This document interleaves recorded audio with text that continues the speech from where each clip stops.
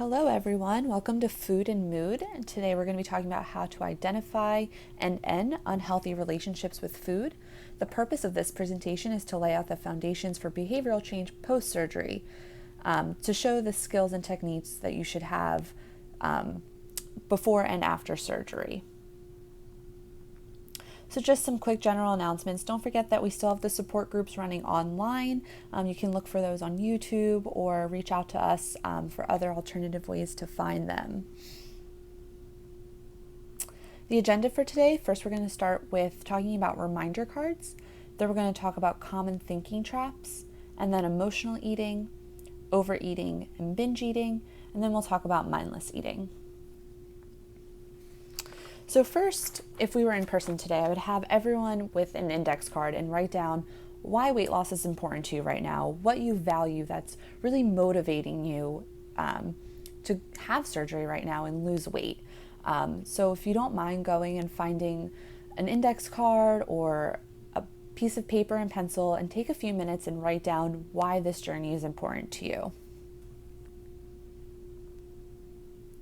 So today's group is going to be looking through these concepts through the cognitive behavioral therapy approach. And CBT looks at thoughts, feelings, and behaviors and how the three of them interact together. So if you have the thought, I am worthless, you might feel sad, and the behavior might be to stop at your favorite drive-through restaurant and get your favorite food. Or maybe it's going on an Amazon shopping spree and buying things that make you feel better.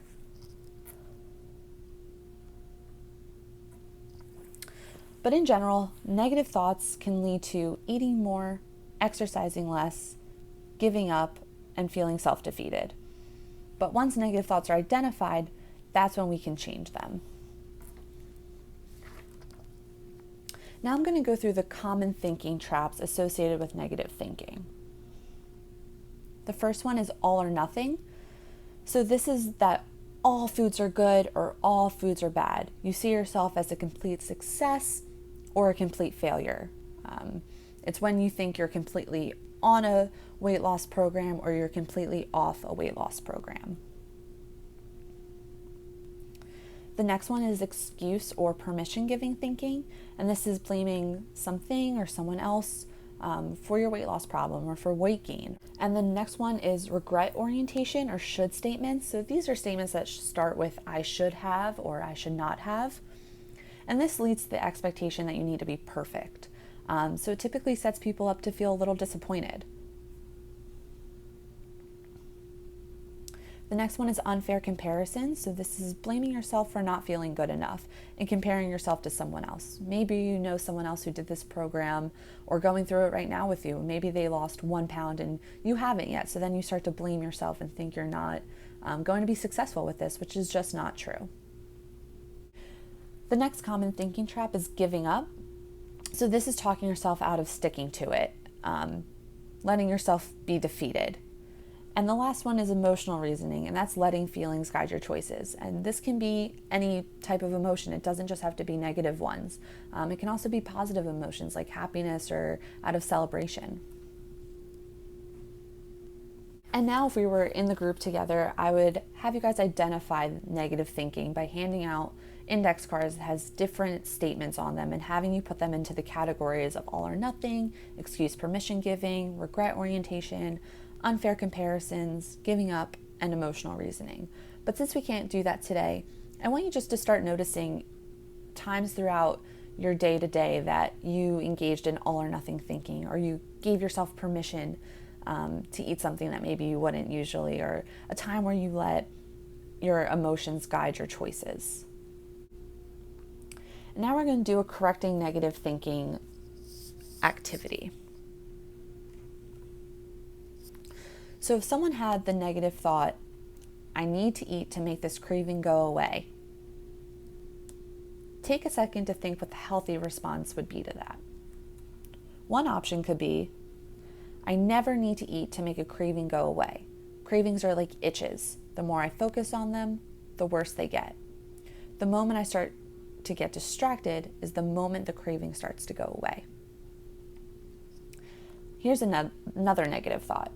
I'm going to eat this because I really want some comfort food right now. Take a second to think what a healthy response would be to that negative thought. One option is, it may be comfort now, but it won't be comfort later, when I'm feeling badly and guilty about it. Instead of overindulging, I need to go find something healthy and satisfying to do that'll make me feel good now and later. So if we were here in group, I would have passed out my PowerPoint slides for everyone to follow and take notes on. And on the back of that worksheet, there would have been a thought-stopping worksheet that has you really look at your thoughts, stopping and thinking about that thought and trying to correct that thought. So like I said earlier with the cognitive distortions, try to do that in your day-to-day as well. Try to notice a negative thought, stop and say, okay, this is the negative thought I'm having. How can I make this a healthy response? And then write these down, write in a journal or notebook, and really pay attention to how your thoughts are influencing your feelings and therefore your behaviors. You can also make response cards for difficult situations. Sometimes when we're in difficult situations, your head can get really foggy. It can be hard to think of the right thing to do or what you would rather do in a situation. So on these response cards, you could write things like progress, not perfection. You could write, if I make a mistake and have more high-calorie food on any given day, catch myself. I didn't blow anything. Make the rest of the day great. I love this one because Dr. Collins always says, if you trip down one step, you're not going to completely let yourself tumble all the way down to the bottom, right? You're going to catch yourself, pick yourself back up, and finish walking down the steps. Same thing with your food choices. You can write, eat my one dessert slowly and mindfully. You can write, I don't like to feel overstuffed and bloated. And you can write, my stress will not be relieved by these food choices. Now we're going to talk about emotional eating. Emotional eating is when you utilize food consciously or unconsciously to cope with your emotions. And like I said earlier, it can be both positive and negative emotions. People tend to think emotional eating is just sadness or depression or anxiety, but that's not true. It can be out of happiness, surprise, any type of celebration. But emotional eating often leads to overeating of high calorie, high sugar, and high fat foods.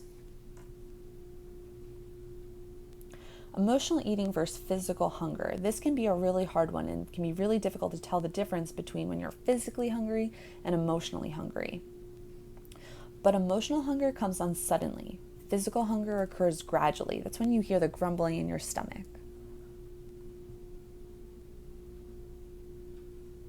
When you're emotionally hungry, you crave a specific food and only that food will meet your need. When you're physically hungry, you're open to options. So when you're emotionally hungry, you know that you want those peanut M&Ms that have been waiting at your desk for you and you need to have them right then and there. When you're physically hungry, you're not exactly sure what you want. You just want to meet that need that your stomach is asking for. It could be a bag of broccoli and you could feel satisfied. Emotional hunger feels like it needs to be satisfied instantly with the food you crave, and physical hunger can wait. So some tips to manage emotional eating. Recognize what emotional eating is and what your personal triggers are. Everyone's trigger is going to be different. Not everyone is going to be an emotional eater because of sadness. Not everyone's going to be an emotional eater because of happiness. Be aware of what you're eating and the amount, and that moderation is key. I have people ask me all the time, so am I emotionally eating because I wanted a piece of chocolate? No, not at all. Emotional eating is unplanned. It's when you eat too much of something because it's being driven by a specific emotion. If you planned in your day and you wrote it down in your MyFitnessPal or whatever you're using to track food, that you planned for this little piece of chocolate or whatever the food choice is, then that's okay. It's moderation. You can also make a list of other things to do when you have a tendency to engage in emotional eating. So other things that typically satisfy your needs and make you feel better the same way food would be. Some ways to cope without food: you can engage in breathing exercises, meditation, prayer, cell phone games, adult coloring, spending times outdoors. It's finally summer, it's nice and warm out. Can exercise, yoga, stretching, listening to music. You can engage in self-talk. You can start keeping a journal, or you can even look for some new hobbies. Or you can create your personal distraction box. And if you were all here right now, I'd pull out the distraction box we have here at LGH, and I would show you some things that you could keep in there. For example, you could have put in there a book titled 50 Ways to Soothe Yourself Without Food by Dr. Susan Albers. That's a book that if you had met with Dr. Collins or myself for your psychological evaluation, that you might have been recommended to buy. It's a great book that helps to kind of come up with new hobbies or ways to distract yourself. There's a Sudoku in there. There's even nail polish in there. And men, I know what you're thinking, you're not going to paint your nails, but they do make clear nail polish, and it can be really helpful because if your nails are wet, you're typically not going to try to mess them up, or at least the ladies won't try to mess them up. All right, now we're going to talk about overeating and binge eating. Overeating or binge eating is when you consume a large amount of food in a short amount of time. It's eating to the point of feeling overstuffed. So now it's really important to know the difference between feeling full and feeling satisfied. Feeling full is what I like to think about, that after Thanksgiving, you ate too much, you gotta lay down, unbutton the pants kind of feeling, you want to take a nap. Feeling satisfied is you ate what you need to give your body energy, and now your body feels good and you can keep going with your day. When you feel satisfied, you might even think you can eat a little bit of more of whatever your meal was, but you don't need to because you just gave yourself the energy it needs. And now I'm going to talk about a pattern of overeating that could lead to weight gain. You have two patients. You have patient A and you have patient B. They're both eating 2,000 calories a day, but patient A is waking up in the morning, maybe having a coffee, driving to work, goes through their day, maybe around 12, 1 o'clock, has a snack, maybe it's a bag of pretzels, maybe has another coffee, gets home, eats dinner, but eating 2,000 calories. Whereas patient B wakes up, maybe has eggs in the morning, coffee, gets to work, goes throughout their day, has lunch about 12, 1 o'clock, maybe has a salad, maybe has a snack right before coming home at 3, maybe that's fruit or even a bag of pretzels, and then gets home and has dinner, but it's 2,000 calories. Which person's probably going to have the weight problem? Patient A, because patient A isn't fueling their body with the energy it needs throughout the day. It's waiting till nighttime to save all of their calories, and then they're sleeping on those calories, and they're not letting those calories be used throughout the day. Now we're going to talk about overeating and bariatric surgery. As you know, your portions are going to be greatly restricted. So some things to do before surgery to avoid binge eating are: don't skip meals. Skipping meals leads to what I like to call hungry eyes. Spread your calories out throughout the day. Take 20 minutes to get to your off switch. So this is one that people find really difficult. It's really hard to take 20 minutes to eat, but it does really help. I know most of us can probably finish a meal in 5 to 7 minutes, but if you set timers for the 20 minutes, it can really help to spread out your meal and make it more satisfying. Now we're going to talk about mindless eating. Mindless eating is eating without awareness. Some examples of mindless eating include grazing, snacking while watching TV or using your computer, or even social events. Some ways to avoid mindless eating: make unhealthy snacking less convenient.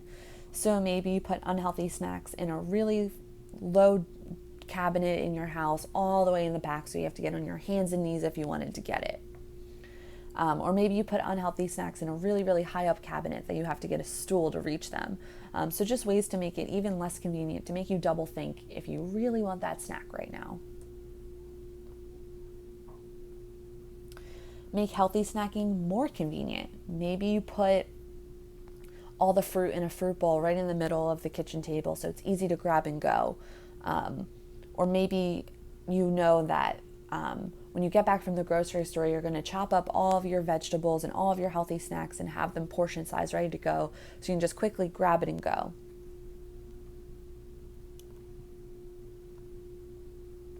Keep a food journal throughout the day. The research does show that people who are logging their meals do see the most success long term with weight loss.